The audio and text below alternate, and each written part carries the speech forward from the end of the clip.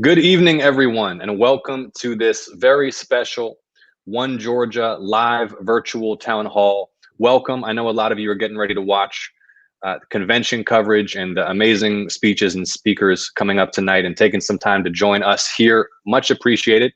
We're going to dive right into it. We're flipping the script a little bit this week because I am very, very pleased to welcome a friend of mine, a special guest, and the Democrat who is going to win in the other U.S. Senate race here in Georgia. Now, for those of you who are just tuning in, y'all know I'm challenging Senator David Perdue. And joining me tonight is Reverend Raphael Warnock, who is challenging Senator Kelly Loeffler, Georgia, of course, being the only state in the country with 2 Senate races this year. Reverend, great to see you. Great to be here with you. And I'm so honored to have this conversation and so proud of the work that you've been doing as you challenge David Perdue. This is an inflection point. We're going to do something really extraordinary in Georgia this year. Yes, we are. Appreciate you being here and looking forward to really continuing to team up with you. I know our teams are working great together and looking forward to, I wish we could get out there and barnstorm together and rally together. In the interest of public health, we'll have to do it virtually, but we're going to be working closely together from now through November to deliver 2 Senate victories. Before we dive into questions, and by the way, everyone, tonight we're going to be taking some questions that folks submitted in advance, and we're going to be taking questions live from the audience. We are live on Twitter, Facebook, IG. I think next week we're going to be up on Twitch too. If you have a question, just drop it in the comments, drop it in the replies, and we will try to get to your questions. Apologies in advance, we won't be able to get to all of them. Before we start that question, Reverend, just give us, if you can, for those of folks who are just tuning in, a little bit of your background, where you're coming from. Oh, you're certainly. The journey that gets me here to run for the United States Senate is indicative of what makes America such a special place. I was born in public housing down in Savannah, Georgia, very large family. And out of 12 children, I'm the baby next to the baby, the knee baby. First college graduate in my family. My dad was a preacher and a small businessman who taught me the dignity and value of hard work. And him and my mother poured a lot in me, and I was able to graduate off and say I went to Morehouse College on a full faith scholarship. I didn't know how I would pay for the first semester, but somehow through grit and determination, and also with the help of a Pell Grant, that's public policy, low interest student loan, public policy, I was able to graduate from Morehouse and go on and earn 3 more degrees, including a PhD degree.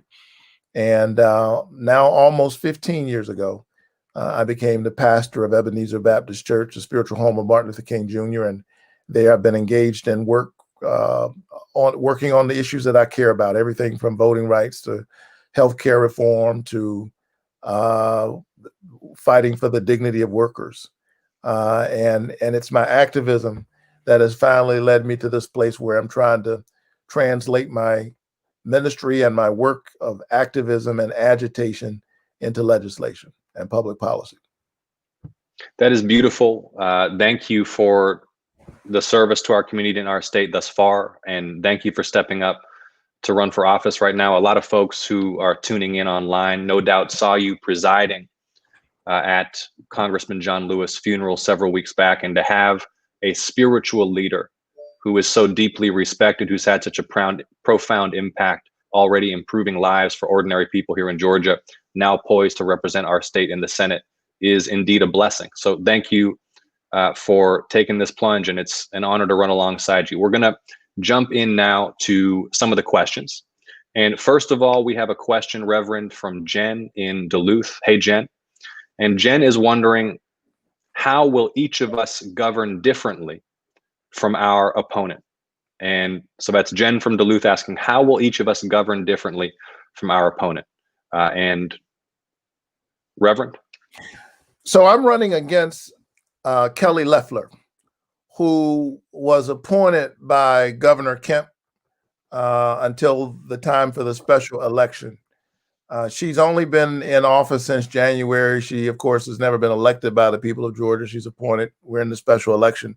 But she has shown, and she wasted no time showing us exactly what kind of senator she would be and what was her primary interest. Back in January, we were beginning, those of us who were just citizens, to hear rumblings about something called the coronavirus. Most of us didn't know what it was. We weren't sure how much attention to pay to it. And then the story evolved as we've known it. But during that time, when most of us knew very little or nothing about coronavirus, the United States senators received a private briefing on COVID-19. And that's the privilege you give to folks that you've asked to represent you on these issues. And what did Kelly Loeffler do after she received that information? She began to dump millions of dollars of her own stock and to purchase millions more in some other stock. And to make a long story short, she profited from the pandemic. And she seemed to be much more focused on sheltering her own investments than she was on protecting the people who were sheltering in, the people of Georgia, who were dealing with, basic questions, not how I save my millions of dollars of stock, but what am I going to do to keep my job? And if I keep my job and I miss a few paychecks, how am I going to stay in my house? And are my children going to be able to stay in school? These are the questions that ordinary folks were having to struggle with. And as Kelly Loeffler was selling her stock, she was telling her constituents nothing to be worried about here, nothing to be concerned about. And so I intend to do what I've always done, and that is to go into this office as someone who's committed to service. That's what drives me. How can I do the most for the highest number of people for as long as I can and as well as I can? And we're seeing this play out not only in how she responded initially, but she and Senator David Perdue, as you know, they're standing with the president as once again, they're trying to get rid of the Affordable Care Act through a Supreme Court case that will be heard in just a couple of months. In the middle of a pandemic, they want to get rid of the Affordable Care Act and leave 1.8 million Georgians who have pre-existing conditions without health care coverage. And so I intend to govern as someone who knows who sent me there and who understands what an honor it is for the people of your state to ask you to represent them.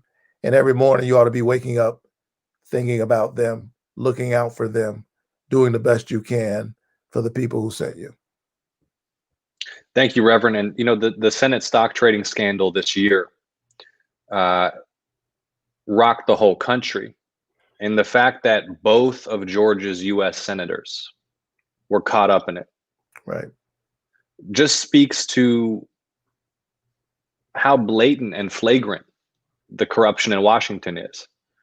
I mean, it is a sort of deliberate disregard for basic ethics, shamelessness, pride, and ego and arrogance. And the remedy is at the ballot box. So, we are going to take a stand in Georgia this year against corruption and self-dealing. Something I want to add, and I'm not sure if you've seen this, Reverend, but Senator Perdue, this is his fundraising scheme. It's called the boardroom. Have you seen the boardroom? This is wild. So he sends these ornate invitations to lobbyists in DC, offering different levels of access to him personally for different prices. It's called a fulfillment program. It's literally what it says on the invitation. For a $7,500 corporate PAC check, and this is all in writing with this sort of cursive script like it's a luxury hotel menu or something. Wow. For a $7,500 corporate PAC check, you're entitled to 4 meetings a year with David Perdue. You're entitled to an end-of-year phone call. You're entitled to a reception at his home. You're entitled to luxury retreats on a private island. A man who has not held a single in-person public town hall in 6 years as our senator is blatantly selling his time to lobbyists for corporate PAC checks. And if we want to understand why public policy doesn't serve the people, it serves narrow private interests. Right. Our broken campaign finance system, the fact that he can get away with raising money like that, right, answers the question. So we're going to keep moving here. Heather in Roswell. Hey, Heather. Heather asks, Georgia is now officially a COVID hotspot. Georgia also did not expand Medicaid. How can we ensure all Georgians have access to health care that meets the needs of our times, especially during this pandemic? Rev? This is an issue I've been focused on for years. When we passed the Affordable Care Act, as that debate was going on in the Congress, I was preaching about it from my pulpit because I believe that healthcare is a human right.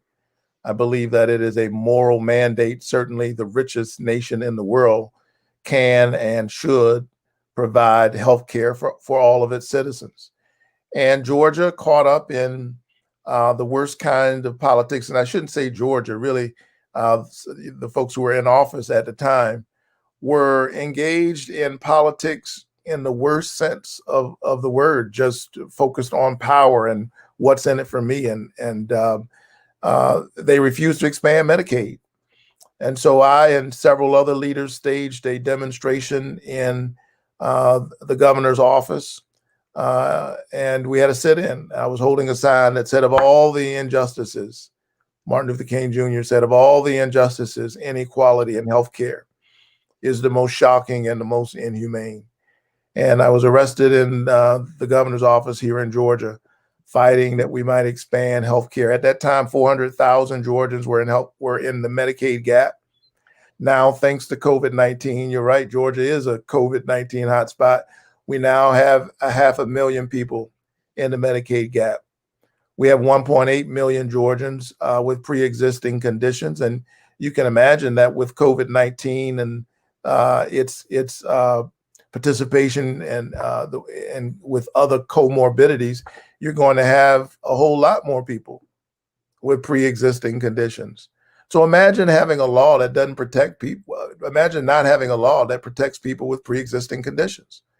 And so this is something that I will be very focused on. We've had the 8th rural hospital in Georgia 2 weeks ago to announce that it will close. That's the 8th hospital if it closes since 2011. If we had expanded Medicaid, hospitals would have a lot more paying customers, and our rural healthcare systems, especially, and all of our hospitals would be better equipped to respond to the COVID-19 pandemic. But the problem is we've got people in charge of government who don't believe in government, who are busy. When you think about these absurd arguments about masks and whether they ought to be mandated, it's coming from a kind of philosophy and ideology where people don't believe in government. And in 2017, they tried to starve the government, if you will, by passing this $2 trillion tax cut, not to ordinary people, not to middle class people, but to the richest of the richest of the rich, while pulling resources away from CHIP, the Children's Health Care Program. And so what we're seeing with this global pandemic is that we have to be ready for the next pandemic. That we have to be ready to respond both medically and in terms of the social safety net, able to respond to the struggles that ordinary people find themselves in when something like this happens. And too many, driven by a kind of Ayn Rand ideology, have tried to strip those things away, redo the social contract, and we don't have to guess about the consequences of that. We're living through them right now. And that ideology meets with the corrupt alliance with drug and insurance companies who want to extract as much cash as possible out of each customer without regard for our health, and which, as you pointed out, both of our opponents are trying to let off the leash so they can discriminate against folks with pre-existing conditions once again. And you know, to your question, Heather, and hello again to everyone in Roswell. As the Reverend said, the state's refusal to invest in the health of the people the state's refusal to expand Medicaid, the state's neglect of preventative health care, when half our counties have no OBGYNs, when maternal mortality is sky high, when we've got widespread chronic illness, diabetes, asthma, hypertension, and now COVID-19 comes and preys upon those who are already weakened by this neglect for our people's health. And that means this disease spreads faster. And that means all of us, everyone, no matter class, no matter race, are more at risk because we have not invested in the health of the people of our state. And, I'm going to go out on a limb here, Reverend, and speak for both of us and say that when we are in the US Senate, we will make a change. We will invest in the health of the people in this state and not in the profits of the insurance and drug companies. We have a lot of folks on Facebook Live who are asking how they can get involved and volunteer. So, Reverend, if folks want to get involved with your campaign, obviously campaigns require resources, but they also require volunteers. We've got so many people who are tuned in right now who want to get involved. How can they sign up to help you out? Great. You can see it on the screen right now. I believe you can go to warnock4georgia.com, and it's easy to volunteer. All of us who were really looking forward to getting out through the state and doing more of just kind of one-on-one in-person meetings. I'm frustrated, and I know Jon is, that we aren't able to get out as much, but we've got to do what's necessary in order to keep people healthy. The flip side of that is that we're building an army of digital volunteers. And so whether you live in Georgia or not, you can volunteer and support our effort. Appreciate that, Reverend. So yes, everyone, it's warnock4georgia.com. And I just want to take a second and reflect on what a special moment this is in Georgia politics. So much effort has gone into registering and empowering voters. And Reverend, you were doing instrumental work in voter registration a decade ago that laid the foundations for expanded participation in our state. Here we are in a year like this, at a moment like this, the stakes sky high. All of future generations will look back on America at this moment, what's going to happen in 70-something days. Right. And judge the character of this country at this moment. We're at a fork in the road. Georgia is the decisive battleground state. We have 2 Senate races. And I'm just honored to be running alongside you. And I reflect often on how at this moment in our history, you got a young Jewish white guy who learned about public service at the feet of Congressman John Lewis, and a Black pastor who holds the same pulpit as Dr. King, a dear friend of Congressman John Lewis, who presided over his service, where there were 3 sitting presidents in attendance, running together as a ticket in Georgia at a moment of such historical importance. It's just an honor to be running alongside you, Reverend. So thank you. And we got a question now from Rick, who asks, how can we combat voter suppression and make sure every vote is counted? And this question is coming in live on Twitter. So Rick, thanks for the question, and Reverend, over to you. Well, first of all, I can't let you get off that easily. I've got to say how honored I am to be running beside you, sir. And appreciate it. This is a winning ticket. And we represent the continuation of a grand tradition that is multiracial, that is multi-religious, that embraces people of moral courage who may not embrace any particular religious tradition at all. E pluribus unum, out of many one. This is America at its finest. Our strength is in our diversity. And we need this now more than we've needed it in a very long time, because there are forces in our country that are so caught up, they know they can't lead us, and so they're trying to divide us. And they're not even being subtle about it.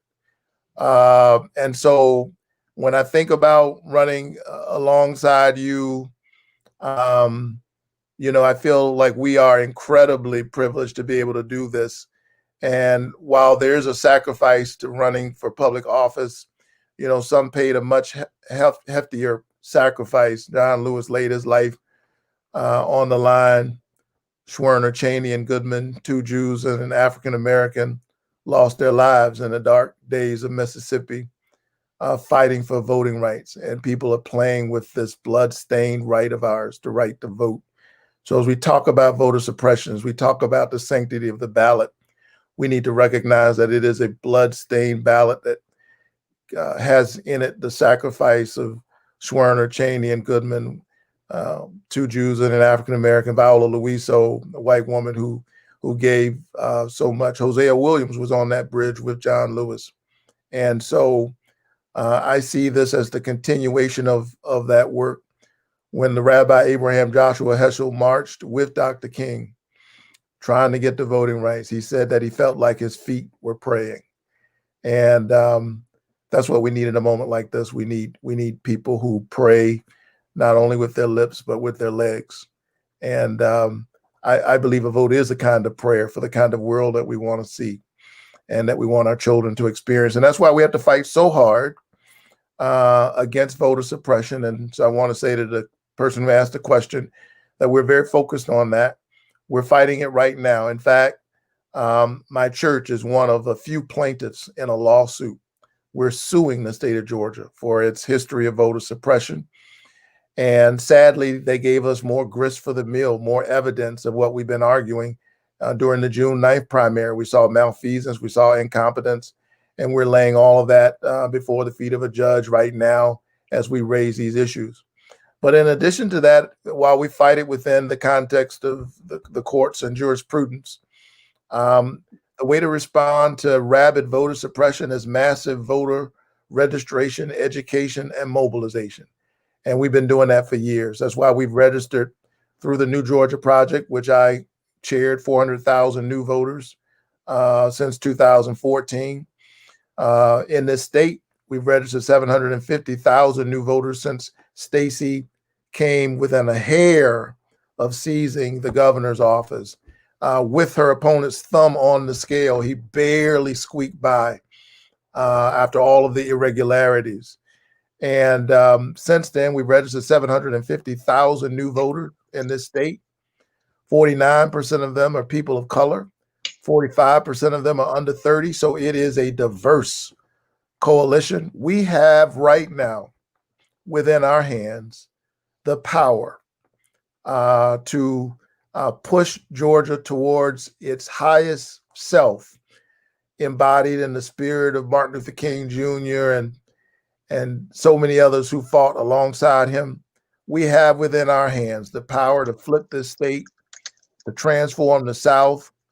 We know from our history that as goes the South, so goes the nation, and push the country toward the more perfect union that we talk about.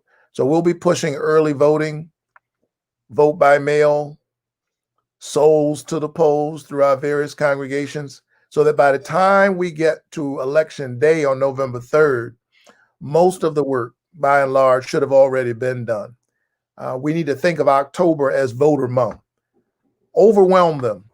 The more we show up, sadly, there's going to be some of this that's going to happen.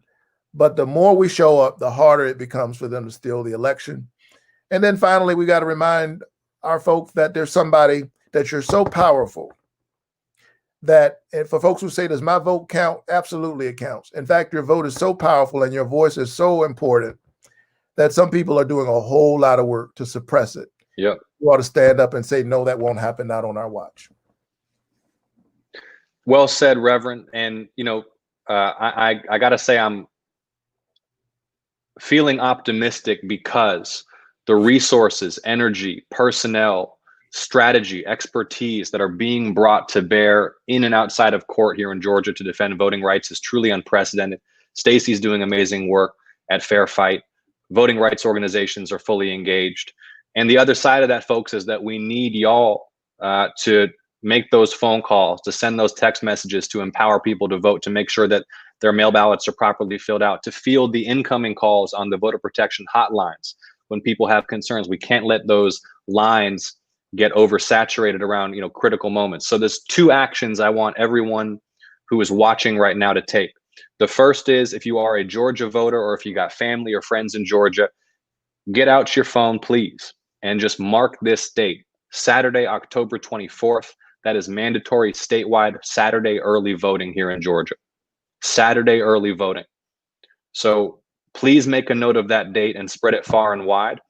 And second of all, because we need you as volunteers, we need your help to protect the ballot here. I want to throw up warnockforgeorgia.com again.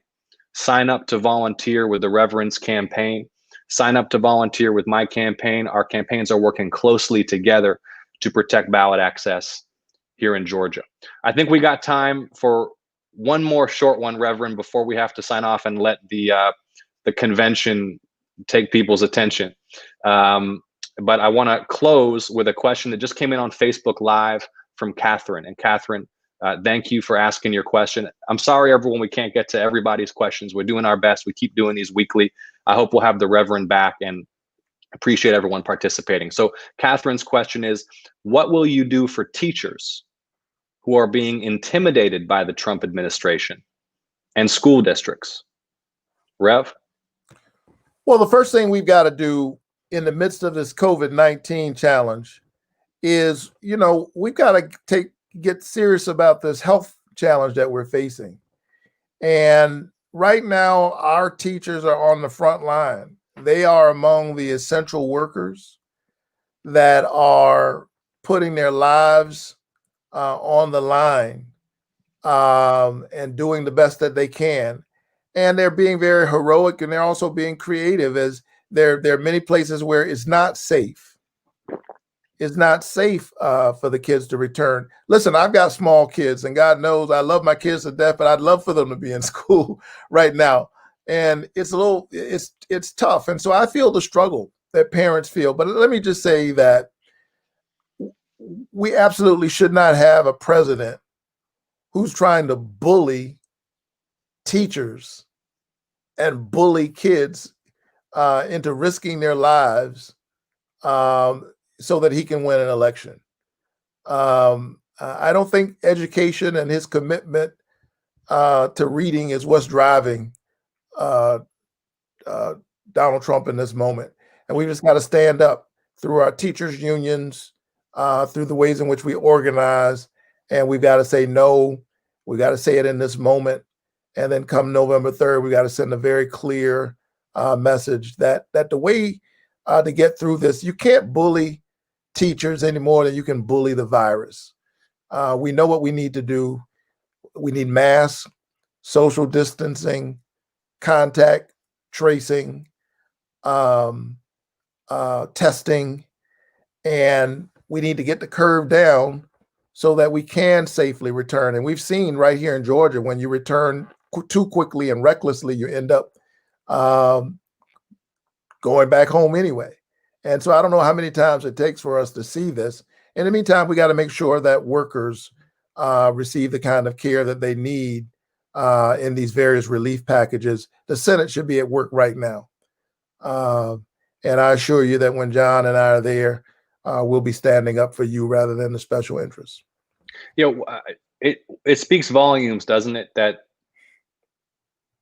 the Senate right now and David Perdue and Kelly Loeffler can look around at the state of the world and say, you know what, this is a good moment for us to just take a month off. We've earned it.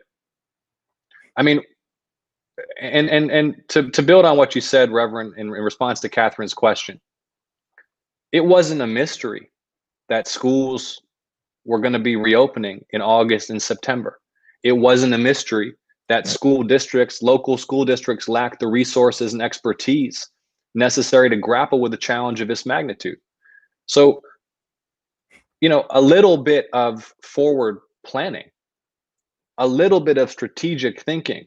It doesn't take, visionary genius right, to recognize, hey, we're members of the United States Senate. Maybe we should get moving on support for schools in May or June so that they can receive the resources in time to put it to work in July and August, so that they can either meet CDC public health guidelines for in-person reopening, or if not, make virtual learning as fruitful as possible. It was no secret that parents in places where schools were partially or fully closed are going to need help accessing daycare. They could have been working on emergency childcare credits in May and June and July so that families would have options and ways to take care of their kids if school districts couldn't reopen.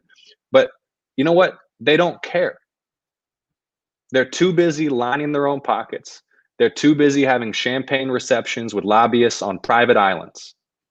They were wrong about this at every step. They told us it was no big deal. And their foolishness has gotten a lot of people killed and done a lot of economic damage. And they don't deserve to be reelected. And Reverend and I are taking it to them. So we appreciate y'all being here. We deeply appreciate the participation from everyone who is watching live and sending encouragement and getting involved and volunteering and making phone calls and making those grassroots contributions. The Reverend and I, we just have one role to play in this effort. This is a team effort. This is a historic national effort to restore decency and competence and integrity to the highest levels of our government and to take this country closer to its founding ideals and aspirations than it ever has before. America is a work in progress, and the Reverend and I are ready to work together to dig out from this rubble and rebuild on top. And with that, Reverend, your closing remarks, please. And thank you again. Such an honor to have you here. No, you said it well. And thank you very much. And to all of that, the preacher simply says amen. Amen. Much love, Rev. Talk to you soon. Thank you. All right.